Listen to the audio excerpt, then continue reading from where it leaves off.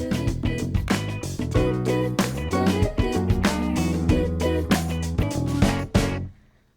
in the bank.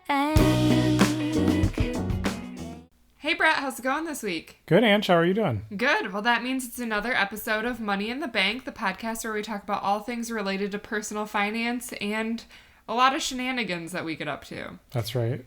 So, are you ready for your trivia question? I don't even know what the topic is yet, but let's go. So, well, a pre-story. We actually got some listener email, and I never tell you about listener email in real life. I always wait to tell you on an episode. But at the end of the one listener email, she said, "I'm very excited for the next trivia question, so we can't stop them now." Yeah, they may be confused. All right, so do you know what the month of September is? It is the 9th month of the year. Nailed it. All right, let's continue on. What else is it? No spend September. Well, that and... The month after your birthday? I don't know. Yeah, it's actually Life Insurance Awareness Month. Never would have gotten that ever. Yeah, I know. But guess what we're talking about today? Awareness. Life insurance. Oh. Specifically. Yeah, right. So we've actually dabbled in talking about life insurance in the past, but mostly just kind of here and there or snippets. Or we talked about it and like planning for kids and if you should get them a whole life policy when they're younger. And we've briefly mentioned it for mortgages, but we've never really done a deep dive of life insurance.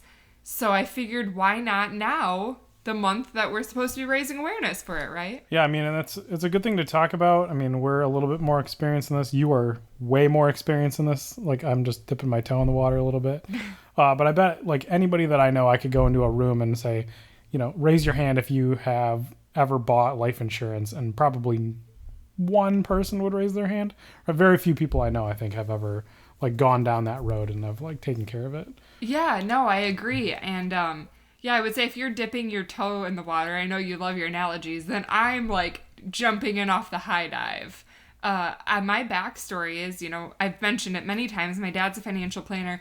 But I've actually known about life insurance my entire life. My dad's been a financial planner since I was born. He bought me a whole life policy when I was age 0. And he used to like take me to the fairs with him when he would, you know, set up to tell people about life insurance. And I remember when I was like 9, you know, I was a really like chatty, mature kid. So I would like go up and be like, "Hi, are you guys here to like learn about life insurance?" And then like people can't walk by the booth when it's like a 9-year-old with a balloon that's like, "Let me tell you about life insurance," right? So I'm sure that my dad loved that, you know. But no, so you know, I have this like unique perspective of I've always known about it. So. Mm-hmm. And your grandpa was in that industry also, right? My grandpa also was in the life insurance industry. He owned his own, you know, branch years ago, and all of my family members are in insurance in some capacity, as well as myself. I'm an actuary, so now I get to see the other side of the coin. So, yeah, to say I know a little bit about life insurance would be a fair statement. And to say, I mean, so most people still don't know what an actuary is, right? So when you say you're on the other side of the table, you are working inside an insurance-related company and helping them price their products or understand the products in general and how to shape them and how to come up with offerings. Or there's a lot of different things that actuaries do inside of an insurance company. But correct, yeah. But Brett, you're forgetting the first rule of being an actuary, and that's we don't talk about actuary. Yeah, no, I kid. But it's yeah, you know, now I get to see kind of the inner workings and how these policies are created, and you know how we go on supporting them as life insurance companies. And you know, I will say that, you know, something about buying life insurance is it gives you a peace of mind. And I promise you, we are hard at work to make sure you have that peace of mind and you will get the money that you think you're going to get. You know, that's our job, is to make sure that, you know, all of these customers are taken care of and get the money that they need to. So that's our number one priority as an insurance company. Mm-hmm. So we get a bad rap, but we're really not the bad guy. So let's dive in. I think the best place to start is talking about term life versus whole life, because I know I've mentioned whole life here already on the podcast, and some of you might be like, what the heck is she talking about? I will say, traditionally, whole life gets a really bad rap. basically it is what it implies. When you buy that life insurance, you get it your entire life. You have that policy as long as you pay your premiums, which is like the annual amount that you owe to the insurance company.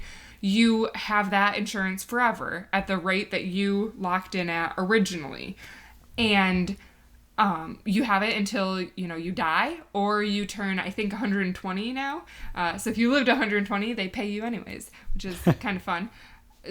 But, so for your whole life, I think people are like, well, what do I need whole life for? Why do I have insurance needs my entire life? Well, the average burial is actually pretty close to $10,000.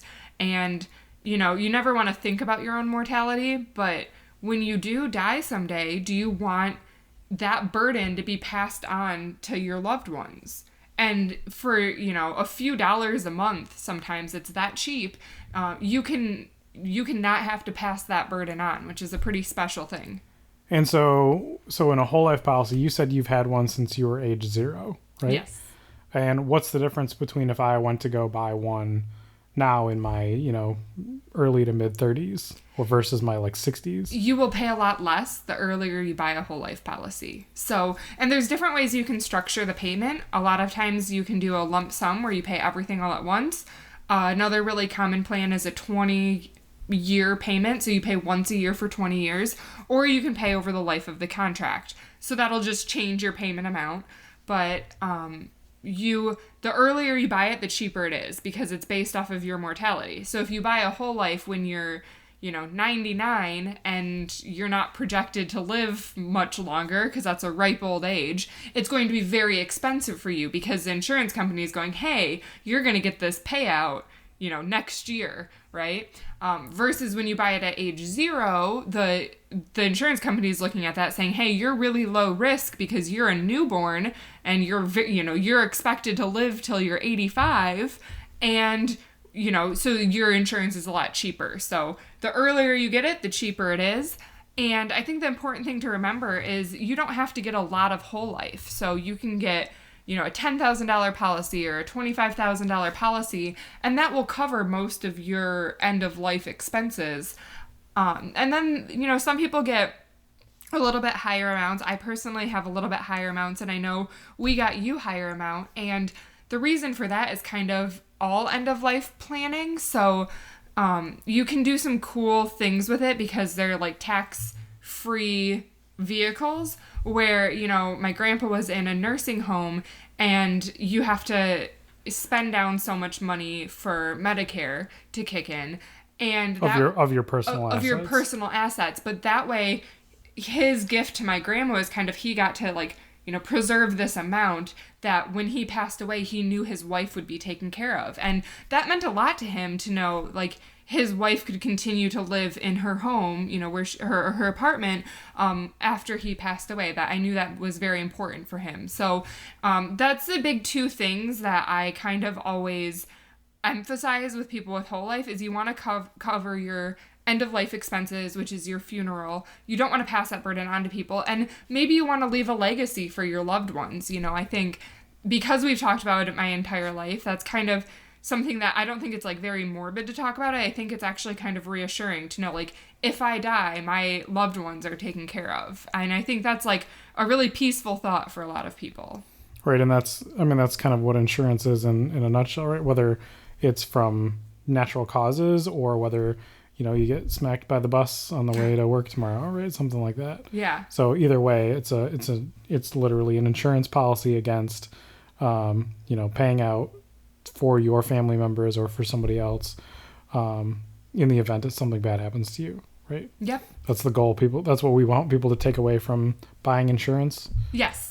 Is there anything other than that of why I would get insurance other than tax so sheltering? I think we just talked about whole life, and I kind of threw out the recommended amount there of 10 grand if you want to cover your funeral and maybe up to 25-50 grand if you want some extra. And of course, this is all basic advice. You should, find somebody who sells life insurance and they'll do a full needs-based analysis for you. But that's a key phrase that I want people to keep in mind is a needs-based analysis. So that basically means they're going to look at what your needs are and give you kind of a sheet of this is what we think is the right fit for you in your scenario. And the reason I bring that up, and I want to talk about term life a little bit too now, is there's a lot of financial gurus out there that I don't 100% agree with, and I won't call them out by name, but they typically say, don't ever buy whole life, which I don't agree with, because I think a small amount of whole life makes a lot of sense for everybody. And then they say buy 7 to 10 times your income of term life insurance and renew it every 10 years. Well, here's the problem with that. One, not everybody needs 7 to 10 times their income. And two, renewing it every 10 years gets to be very, very expensive later in life. And if you have a renewal term, you are guaranteed to be able to renew your life insurance. But if you don't, let's say you get really sick, life insurance companies actually underwrite you. And if you have like a sickness or an illness, you might not be insurable, or your premium will be very expensive, right? Like if if I got whole life at age 0, there was nothing wrong with me. Now let's say I'm, 28 now and I get cancer, right? And then I go to an insurance company and I say, I want insurance now that I have cancer. Well, they can actually ask some medical questions, and if you have cancer, then they might say, hey, you only have 4 months to live. Like, we're not going to insure you, right? Mm-hmm. So... with term, right? Or whole life, if you don't if you have haven't it. If you hadn't bought it Yes, before that. Exactly. Right? Okay. So the hard thing with saying just go buy term and renew it is you might not have that option. So that's why we say get a little bit of whole life and just keep that forever. Now, term life, let's talk about that. The financial experts say 7 to 10 times your income. I say experts loosely. I actually don't agree with that. And, this is coming from the opinion of somebody who's been around insurance my whole life. So take it with a grain of salt. I'm not an expert. I don't claim to be. But in my opinion, you should do a needs-based analysis. That is much more important. So what I mean by that is term life should actually replace your debt and maybe cover some future income. So let's take the example of, a 2-household family. So there's 2 parents and 2 kids, so a 4-person family. And let's say that the mom is the breadwinner, right? And the dad maybe stays home with the kids, or maybe he works part-time. And let's say they have like $50,000 of credit card debt and they have $150,000 mortgage. So I would sit down and I would say, okay, $150,000 plus the $50,000 of debt. So you need at least $200,000 just to pay off your debt. And then since the husband's working part-time, maybe you want to provide some additional cushion to pad him so he can, exist for a few years before having to find full-time work. So, because usually if your debts are paid off, you need a lot less money coming in anyways. So in that scenario, let's say that she makes $50,000 and then we add those 2 expenses up and she owes, she wants $200,000 for that. And then maybe she wants another $100,000 on top of that to cover, income for a small period of time.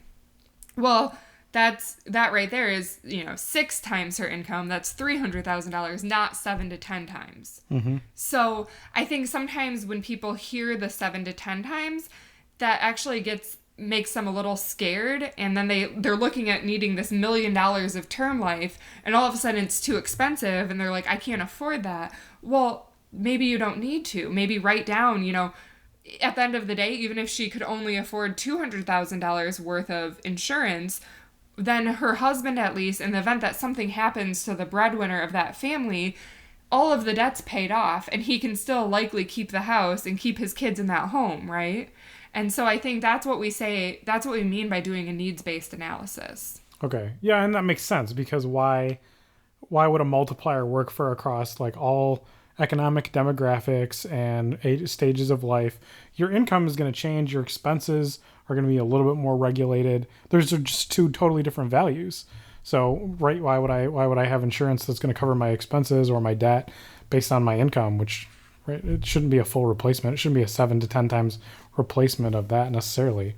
It just doesn't make sense 100% of the time. So I agree with that assessment, but yeah. And I know like that's how my dad's always done it, which is why that's what I recommend. But it makes a lot more sense for the middle American person who, like I said, if you go and try to get $1 million of term insurance, it's going to depend on a lot of factors. So I'm not going to throw out an estimator, fee here or price here. But it might be intimidating.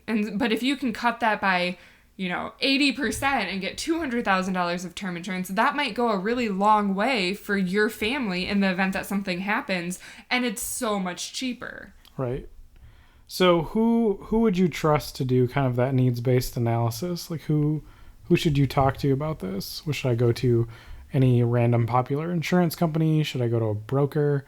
In college I went to, I had one of my friends in college started working for an insurance company. He tried to sell me like an annuity. I sat down and talked with him, see what he had to offer, try to help him get started. And yeah, tried to sell me an annuity. And he, I asked him what an annuity was at the time, and he didn't have any idea. Right. So, Yeah. I feel like not everybody is created equally as far as insurance sales go. Yeah, and that's very true. And, the hard thing is I could sit here and say, go to my dad, because I think he's like literally the best person in this field. My totally unbiased opinion, of course. But unfortunately not everybody lives in Michigan. So not everyone can go to my dad. But if you do live in Michigan, go to my dad. I can get you his contact information. But outside of that, go to somebody who, when you ask these questions, when you go to them and you say, what is an annuity, they can answer you. Specifically for life insurance, I would recommend going to a life insurance agent or a financial planner who has been selling life insurance for a number of years and can answer your question. And I think if you go to one and you say, hey, I was listening to this podcast and I want to do a needs-based analysis to figure out how much insurance I should get, if they don't know what you're talking about, or they're like, oh no, we always just do a multiplier by your income, then call somebody else, right? It's definitely not something where you have to commit to the first person you go to. And it is a hard field because there's a lot of agents in the game, and there's a lot of really, really great agents out there. But like any field, there's also some not great ones out there, right? So you do have to go in and ask questions and find the right fit for you. So unfortunately, I can't give a generic answer, but if you look up life insurance companies, they will usually list their agents in your area. If you go to like locations, you can find agents in your area. And, another really big thing is word of mouth. So you were kind of mentioning early on, if you ask a room full of people who has life insurance, one guy might raise his hand. Well, then ask that guy, who did you go through? Because the great thing about life insurance is when people have a good experience with a good planner, they are happy to tell you who they went to. Right. And, that's, my dad gets most of his business from word of mouth. So ask people, and I think in general, let's not be afraid to have these like dinner conversations when you're eating dinner with your friends, and like ask them if they have life insurance and where they got it from. And, if they don't have it, then maybe when you get it, you can pass on a referral. So, that just helps everybody, right? Is it kind of in the model of every company creates different products, right? That's the benefit of brokers, because they work across multiple companies, and depending on the outcome of your, needs-based analysis, right? Your personal situation, company A and company B may have very, very similar products, but one is clearly better for your exact circumstance, right? Yes. So you should treat it like you treat like buying a new furnace or air conditioner or fridge, and like get multiple quotes and, right? So this ask around a little bit. A super good question. So there's actually captive agents and independent agents. So captive agents work for one company. So think about your furnace dealer that only works with one brand. Right, because when we were getting a new furnace, there's certain guys that only work with one brand. That's a captive agent. They only sell for one life insurance company. Mm-hmm. So then you have to call 20 different agents to get 20 different quotes. Independent agents, on the other hand, and this is what we did for our homeowners insurance, which we've talked about on a different episode, but independent agents can sell with 20 different companies. So by calling one person, you can get they can run your analysis across 20 different companies and say, this company has the right product for you at the best price. To me, that always seems like the right answer. Yeah, and I would actually say more and more we're shifting to more companies are doing independent agents. But captive agents, back when like my grandpa used to sell life insurance, was more the name of the game. But the industry's evolved a lot in the last 50 years. And so that's another thing to keep in mind too. You know, sometimes people will tell you horror stories of insurance agents or sales guys. And, you know, honestly, like, they're not bad people, and the industry's evolved a lot.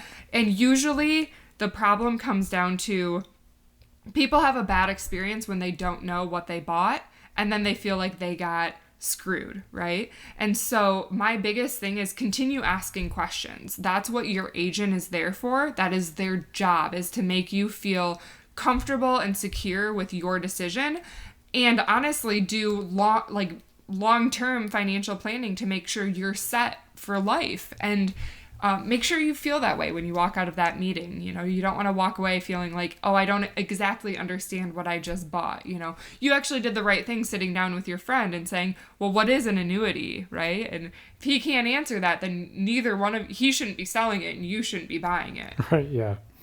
Yeah, not let alone what that specific annuity was doing, right? Yeah, because annuity is a broad right sea that I could talk about for hours, but nobody wants that. Okay.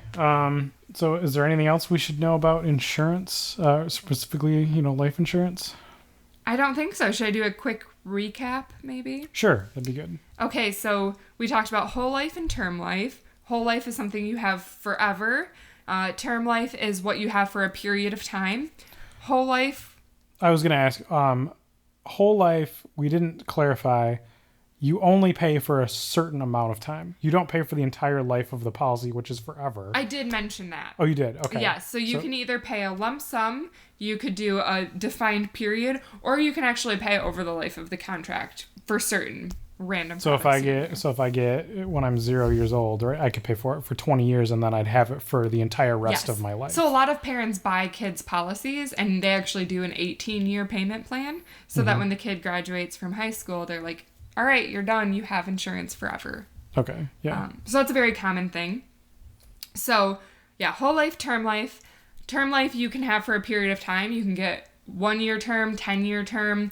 A really cool product is like a 30-year decreasing term that matches the debt left on your house so that at any point in time your house would be paid off, which is a great option to look into for people. So, whole life, we kind of recommend, you know, minimum $10,000 kind of and up depending on your needs, right? So if you want to leave a legacy for people or whatever you want to do with it there. And then term life is where we recommend sitting down and kind of writing down all of your debts and then also saying, okay, you know, I want to leave like a 3-year income cushion as well. So what would the expense requirements be if the home was paid off and all of our debts were paid off? How much monthly do I want to leave? And then you can tack that on top. So, you know, for a lot of, that's going to vary for a lot of people, kind of depending on their debt situation and everything. But it's really kind of important to sit down and figure out your own personal number and not just do a generic amount. And, you know, that's going to be the cheaper insurance because it can change over time, right? So maybe you get term life now and you have all this debt and so you get a higher amount, but then in 10 years you actually get a reduced amount because your debt's been paid down, right? Mm-hmm.